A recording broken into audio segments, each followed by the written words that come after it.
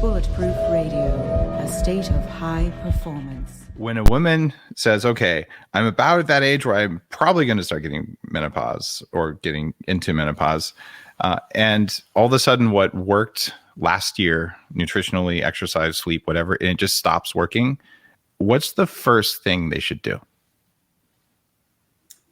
Well, go see their provider.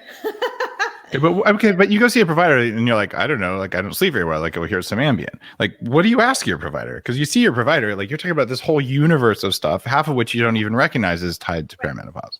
So I talked to them about weight gain being very, very common as part of the perimenopausal and menopausal years. And I'm a big believer in fasting. We talk about intermittent fasting. It's helped me on my own journey.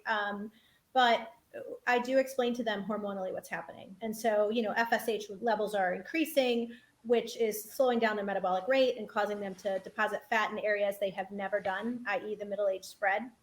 And we talk a lot about intermittent fasting in our office. We talk about weight loss medications. And we talk about checking their hormone levels and then making sure that they don't have thyroid dysfunction. Thank you for saying that part. It's rampant, especially in women and more than in men, right? And it's one of the biggest mimickers of menopause, right? Because it can cause temperature problems, sleep problems, and people go undiagnosed, especially women. And then, changes with hair and everything else. So we look at all of those levels. And then if they're complaining about fatigue or anything else, we talk a lot about, like I said, fasting. I like to shift the blame away. So many women come in and they've been basically told to push away from the table, or they're lazy, or they're not exercising enough. That makes me so mad. And polycystic ovarian syndrome, that causes so many problems with insulin resistance. And but basically I tell them about the study, and you're probably very familiar with this, but they took, and I'm not comparing us to mice, but they took two subsets of mice. They injected one half with FSH, making them menopausal, and the other half not. And then they got the same grain, same exercise, not most, all the FSH mice became obese.